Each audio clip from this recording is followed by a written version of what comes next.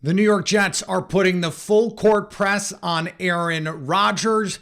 They have met now multiple times, and as we record this, they are in California meeting with Rodgers in person. Trey Wingo, who broke the story, our pal here at Locked On Packers, joins us to talk everything Aaron Rodgers and the latest with his courtship with the New York Jets on a semi-emergency Locked On Packers.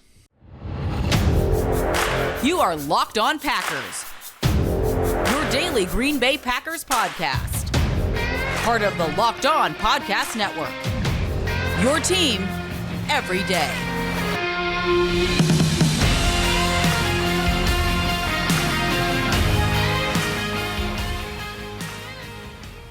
You are Locked On Packers, part of the Locked On Podcast Network, your team every day. I'm Peter Bukowski, and I cover the Packers for The Leap, a newsletter I would love for you to subscribe to. Follow me on Twitter, Peter_Bukowski. Follow the podcast on Twitter, Locked On Packers. Like us on Facebook. Subscribe to the podcast, iTunes, Spotify, Google Podcasts. Wherever you find podcasts, you will find Locked On Packers, the #1 Packers podcast on the internet. And the show for fans who know what happened. They want to know why and how.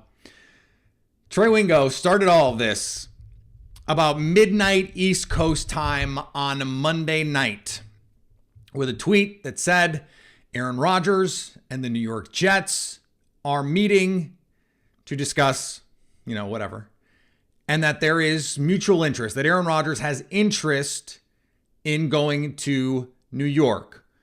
That report was confirmed on Tuesday morning by multiple sources, and then the Jets sent in the cavalry: Woody Johnson, Robert Saleh, Nathaniel Hackett, the whole brain trust. Joe Douglas got on a plane to California to, I guess, wine and dine Aaron Rodgers, to woo him, all of that stuff. So as we record this here at 5 Lambeau Field time on Tuesday evening, with the understanding that more stuff could happen and we may have to go live on YouTube because we may get a trade, it seems like we are barreling toward a universe in which Aaron Rodgers is no longer the quarterback of the Green Bay Packers, because you don't get to this point without having it gone to the point of no return. If you are letting a team talk to Aaron Rodgers, it is because Rodgers has interest in going somewhere else. I don't care what Adam Schefter says. I don't care what the reports are. He has to decide if he's going to play or not. No. You keep retirement in your back pocket to make sure that you get what you need out of negotiations, but no one believes that's happening. And we don't know if there's terms in place in a situation. Most circumstances, it is okay. We agree in principle, kind of on the bones of a deal. You gotta talk to your guy. You gotta figure out what's fair and not fair, and figure out a new contract or whatever it is, make Rodgers comfortable. This is a unique situation, though. This is a unique situation because this is not like trading for Lamar Jackson, who you're going to give a new 5-year contract to, fully guarantee it, all that stuff. He's going to play 5 years. He's 26 years old. Aaron Rodgers is pushing 40. And may only want to play one more season, maybe 2. Maybe you can convince him. Maybe that's what they're doing in California right now. Say, Aaron, come open up a 2-year window in New York and become a legend by winning a Super Bowl with us and the Jets. That's probably what they're doing right now. Here's what I'll say, though. If you're the Packers, you have to know roughly what is on the table. You have to believe that Joe Douglas and Woody Johnson are gonna come to a reasonable number when it comes to compensation. So that's draft picks, that's players. You're not just gonna, like, if you think they're gonna lowball you, you have to have had that discussion. And the Packers called almost a month ago to start all of this and say, hey, we're interested. The Jets have expressed their interest in the media. They've expressed it clearly in person to the Green Bay Packers. And it's possible that this was rolling down that hill at the combine when Brian Gutekunst gave those cryptic messages about it's got to be the right fit. It's possible this all started there, and at least the negotiations, the discussions hey, all that stuff. We don't know that for sure. And I don't think it's fair to assume because of all of the things that are at play here. I think the only thing we can assume right now is that Aaron Rodgers is almost certainly not going to be the quarterback of the Green Bay Packers in 2023. You just don't get to this point and then mend the fence. I just don't see a scenario under which that happens, where Aaron Rodgers said, yes, we got to the point where I was talking to someone else, and then you repair the relationship for one more year. It just doesn't make sense. And so if you're the Packers, all right, now you're in negotiation mode, and then you're secondarily in planning mode. Okay, if it's going to be Jordan Love, what comes next? What are the pieces that follow, with the understanding that this tampering period opens? We're a couple days away from free agency, from tampering, all that stuff. Maybe you have to create a little bit more cap space. Maybe you want to go out and sign some guys. Maybe you want to make a trade. Maybe you want to go after a Brandon Cooks or a DeAndre Hopkins. All of this you want to wrap up relatively quickly, but you don't want to give away your leverage. And the leverage in this case, and I know that there's this discussion that like, oh, the Packers don't have any leverage here if there's only one team bidding. Yes, they do. The leverage is Aaron Rodgers is under contract. He is a Packer. And if no one trades for him, he will be under contract in 2023 with the Green Bay Packers. So unless you really believe he's going to retire, and I don't, the Schefter report that it's either retirement or the Jets, I think that is potentially a Rodgers side ploy. It is negotiation to say, if you don't make this deal, I'm going to retire and you're going to get nothing. That's your powder to keep dry. And so every team has their chip. If you're the Jets, you're going, I don't see any other suitors. Why am I giving you 2 first-round picks? Now, part of that might be to, Aaron Rodgers. It's about how do you value me? Are you really good? If you are going to move heaven and earth, if you're going to get on a plane and bring the entire Jets organization to California to beg me to come play for you, are you really then going to lowball the team that I have, bled for over the last 2 decades? Is that really what you're going to do? I just don't buy that. I don't see it happening.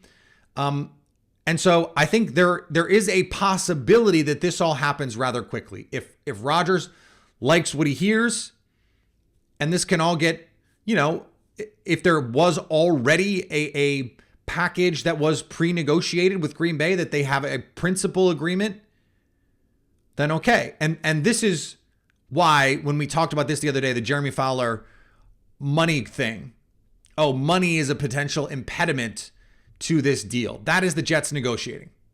That is the Jets saying, look, we'll give you the picks. Help us out here a little and take some money. And if I'm the Packers, I'm going, no. You have backed yourself into this corner where you now have to get Aaron Rodgers or spend $300 million on Lamar Jackson and give up your draft, for the next half decade. And maybe they're willing to do that. Maybe Lamar Jackson changes everything. I don't think it does, because it seems like the owners are going, we're not into this. That's why, the Falcons, the Dolphins, all the teams that we expected to be in hot and heavy on Lamar Jackson are going, no. It's because teams don't want to do that. So I think ultimately this comes in. There's going to be a first-round pick involved in this negotiation. I think there's going to be a trade for a player involved as well. And I don't expect the Packers to eat that additional money. Now, maybe they're able to do something with the contract so this option bonus is not exercised the way that it looks like it could be. There's all kinds of little tricks that you can play with the contract to make it work. Where I think that we can feel comfortable is in the understanding that whether it's the Jets or whether it's retirement, or rather another team comes in and swoops in, and if you're the Raiders and Mark Davis is going, wait, I want to put my bid in, then I think you're looking at a situation where Aaron Rodgers is no longer going to be the Packers quarterback. It's going to be Jordan Love. And we don't know much beyond that at this moment. And that's okay, because we're going to get that information as it comes in. All right, we're going to get to Trey in just a second, the man who broke the news on Aaron Rodgers and the Jets and those conversations. Before we do, today's episode brought to you by our friends at FanDuel. The midway point of the NBA season is here, and now is the perfect time to download FanDuel, America's #1 sportsbook, because new customers get a no-sweat first bet up to $1,000. That's bonus bets back if your first bet doesn't win. Just download the FanDuel Sportsbook app. It's safe, secure, super easy to use. Then you can bet on everything from the money line to point scorers and threes drained. FanDuel even lets you combine your bets for a bigger payout. I love a same-game parlay. Love a same-game parlay. So don't miss your chance to get a no-sweat first bet up to $1,000 in bonus bets when you go to FanDuel.com/lockdown. That's FanDuel.com/lockdown to learn more. Make every moment more. Go to FanDuel.com/lockdown today. Joining me now, the man who jump-started all of the... I'm sorry. I apologize. I do apologize. Who jump-started all of the Aaron Rodgers to New York mania that we got on Tuesday. Trey Wingo is not sorry. I know you, Trey. You are not sorry at all about it. Sorry, not sorry. I want to start here. Let's go back. I saw you at Super Bowl. We chatted, and you said this feels different this time with Aaron Rodgers. Why then did it feel different to you? I feel like there's more of a willingness for the Packers to move on. To me, like I feel like, last year they were like, they felt like they had to do whatever they needed to do to keep him, back-to-back MVP seasons, #1 seed, and obviously didn't work out again in the postseason, but it felt like they had all the leverage, right? And that Aaron had all the leverage. And, obviously they did whatever they did to sign him, and it cost him Devontae Adams. And I think at this point, it feels to me like the Packers are like, look, whatever, we just need to know. It's not like, what do we need to do? It's like, you just need to tell us what you want to do so we can figure this out for you and for us. Yeah, and that is what I think has made some of the last few weeks particularly interesting. Brian Gutekunst at the Combine essentially saying, we'll see, I guess. And that's not something you are used to hearing anyone say about their franchise quarterback. And so it's not a surprise then when you see on your Twitter machine, you pull up a tweet from Trey Wingo saying, oh, the Aaron Rodgers and the New York Jets are meeting and having, whatever discussions are taking place that escalated into a private jet to California. Can you just walk us through what you know to where we are right now? Yeah, listen, and there's not a lot more that I can give you than the bare bones of that tweet. I'm just being honest. All I know is that the Jets have an interest. They've expressed that before. They're continuing to talk. There is progression. The Jets, I think, would like to get this done. But again, this all happened before Lamar Jackson got the non-exclusive tag, right? Like, who knows what the Jets are thinking now? Whoa, hold on. Do we turn around the plane and go find the 26-year-old instead of the 39-year-old? So, everything is sort of fluid at this point. But I do know that there is mutual interest, and nothing's imminent from what I was told when I put that tweet out. But again, that was, 12, 14, 16 hours ago as we're taping this. So things might have changed dramatically over that time frame. All I know is there was nothing up to that point that Aaron Rodgers wasn't liking about what he was hearing. Well, that is certainly something as we move forward here. What do you make of the Jets being so open about their desire for Aaron Rodgers? Like, this is as naked and on Front Street as I can remember a team openly pining through the media. Of course, you have to do it through the media or it's tampering. Right. But like, what have you made of this, of all of the reports that the Jets are way interested in Aaron Rodgers? Well, I think if you look at it, the Jets feel like they have a suffocating defense. I think they have, if Breece Hall comes back, and even if Breece Hall doesn't come back till halfway through the season, they have a really good running game. They have a really good young receiver in Garrett Wilson.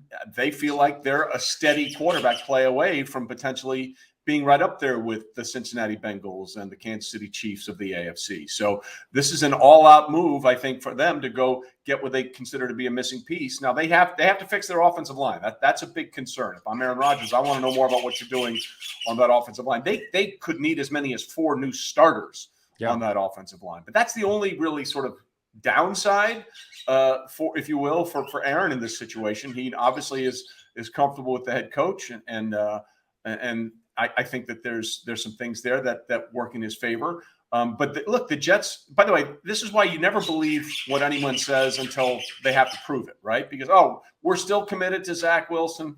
Right. No chance that that's the truth anymore. Yeah. Now they have to say that in case it all goes sideways, and they have no choice but to play Zach Wilson, right? But that's why they say what they say. But the Jets are being as open and upfront about it as they possibly can without getting into real trouble. How connected do you think this is to what happened with Derek Carr? Because there were all these reports that the Jets were interested in Derek Carr. That felt like their backup plan. In fact, that was reported that was the backup plan. Derek Carr signs his contract, and less than 12 hours later, you have the tweet that says this meeting is taking place. Like, these feel very connected. Yeah, it's not a coincidence, right? Like, and that's why I think as much as the Packers want to know, the Jets want to know, because they're like, dude, okay, if this isn't going to work for us, we need to find another solution.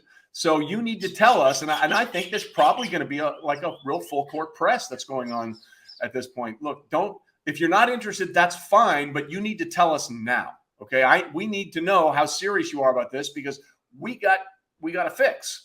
And I think I think it's all connected. But this is we talked about this, Peter, last year, how it was going to be a crazy quarterback offseason. This offseason could be a million times crazier for quarterbacks with what's going on with Aaron Rodgers, what happened with Derek Carr. I mean, the NFC South, still outside of the Saints, they all need a starting quarterback, right? And what's going to happen with the first pick of the draft? And are the Bears going to – I mean, I think they're going to not take Bryce Young. I think they're going to trade the pick. But how much leverage will they have knowing how many to me, a starting quarterback now in the NFL is like a thirst trap photo on Instagram, right? I mean, literally, I want that. Give me that. Let me do that. Yeah. You know? I think that's what it's like. I mean, you could make the argument that half the league is looking for an upgraded quarterback, and maybe 14 teams now since the Saints have signed Derek Carr. But you're talking about conservatively 10 to 14 teams that are in dire need of a starting quarterback. It's going to be insane. And yet we've already heard half a dozen of them say we're not going to pursue Lamar Jackson, which seems crazy to me. I don't know what's going on there. I think that's a whole other podcast. And although it's interesting though, Peter, I'll tell you this. I've already spoken to players or folks at the NFLPA, and they're like, we're taking a very close look at what happens with Lamar Jackson. How can you not? Because everybody knows and everybody hates the Browns, right? Because of the contract they gave Deshaun Watson. And that's what Lamar's asking for at a minimum. And if I'm Lamar, I would do that too, because I've done more than Absolutely. Deshaun Watson has done as a career. So the NFLPA is keeping a very, very close eye on the market for Lamar Jackson. He's 26 years old, Peter. He's a league MVP. This doesn't happen. You don't find a quarterback with his skill level on the market in their prime, and suddenly nobody's interested. I think there's going to be a real close look on how this all unfolds. What do you think? We haven't talked a lot about Aaron Rodgers and his comfort level in going to New York. Obviously, that is something that he has to vet. Okay, am I comfortable with Robert Saleh? I have some understanding of who he is, Nathaniel Hackett, all that stuff. From the Jets standpoint, we've heard the story about money, and are they going to eat some, or are the Packers going to eat some? Do you think that they're these are sticking points in any sort of real way, or is the genie out of the bottle here? Well, if Aaron wants to go, because the Jets want him, that's very clear. That's very clear. If Aaron wants to go, I think there's going to be some negotiations that have to be worked up. And you've pointed this out before on your Twitter feed. It makes more sense money-wise for the Packers to move on from Rodgers now, as opposed to after the 2023 season. The hit is still bad, but it's significantly worse after the upcoming season. You've pointed that out several times. So I think while there's some negotiating to be done, at the end of the day, if you're moving on from Aaron Rodgers, you need to move on from him this year as opposed to next year, and you need to find a way to negotiate what those terms are going to be. For the Jets, I mean, where do you think this puts them in the conversation? Because when you look around the AFC, who's going to be the quarterback in Miami? Apparently, it's not going to be Lamar Jackson. We know the Chiefs and the Bengals are who they are. The Bills, that's the sexy DeAndre Hopkins team, by the way, which I would absolutely love. Where do you think this could potentially put them if we get, 2021 Aaron Rodgers? It's fascinating because even a bigger perspective, think about if he leaves, okay? Think about the talent gap at quarterback in the conferences. Yeah. Like when Aaron Rodgers Jordan Love might be like the 6th best quarterback in the NFC. That's insane. And yet it's probably true. Like outside of Jalen Hurts, who, by the way, Jalen Hurts is going to have a whole new offensive coordinator he's got to work with in 2023 after his breakout year of 2022. After Jalen Hurts, who's the next best quarterback in the NFC? Dak, if Rodgers isn't there, who is it? Dak. Right? Is it Kirk Cousins? Dak? Daniel Jones? I mean, I think about it and look at the Burrow, Allen, Mahomes, Herbert, Lawrence. I mean, it goes on forever in the AFC. And now you add potentially Aaron Rodgers to the Jets. And boy, I don't know if I've ever seen a larger disparity in top quarterback talent between the two conferences than right now, especially if Rodgers does indeed jump to the AFC. Is there any way this is salvageable between the Packers and Aaron Rodgers? Because it seems to me like the toothpaste is out of the tube and there's just no going back at this point. It's either, as Adam Schefter intimated earlier in the week, it's either the Jets or retirement. Is there any chance that you think that this ends with Rodgers in Green Bay? Listen, anything is certainly possible, but it certainly feels like this is the inevitable outcome of the 2020 draft finally happening, right? Yeah. And once they moved up to take Jordan Love, this was the inevitable outcome. And Andrew Brandt, who worked for many years with the Packers, has said all along he believes the plan was to move on from Aaron Rodgers after the 2022 season. We're here. Nothing with Aaron Rodgers would surprise me. I mean, it's, the guys, we've been doing this, like I said, we've been doing this for 3 years. So I'm not ruling anything out, but it does feel inevitable at this point that this is the breaking off point of the 15-year relationship. So I want to finish with this because we haven't heard about interest from other teams. And my assumption would be the Packers would like for there to be interest because it would drive the price up. But from it seems like there's everyone has a little piece of leverage, right, in all of this. So how do you think, does this just come down to who is the most desperate and the answer is the Jets? Or like how do you see the negotiations going here? Well, I mean, like if you're Aaron, though, like you have to look at what is my best chance to win, right? I mean, at the end of the day, at this point in your career, it's probably the Jets. It's probably the Jets, or is it, the Raiders Could in some level, because obviously Devontae is there and there's obviously that connection, but you still got to go through Mahomes in that situation, right? He's in your division. Like it's one thing to get to him in the playoffs, to get through him in the division is a whole different dynamic. I mean, keep in mind, one of the greatest stats of all time, here are the number of road division games that Patrick Mahomes has lost in his career. 0. He has never lost a road division game as a starting quarterback in the NFL. It's absolutely insane. So that might be why the Raiders might be mitigated a little bit. The only other one that makes any sense to me would be San Francisco, but it certainly seems clear that both sides are not interested in that. And on both sides, that makes no sense to me because you want to talk about a perfect situation, just to step right into it to a team that has everything you would want to get you where you want to go. But it seems like neither Aaron nor the 49ers seem really interested in going down that road. All right, last one here. If you were Woody Johnson, what is fair to you in terms of compensation? Like, what are you willing to do?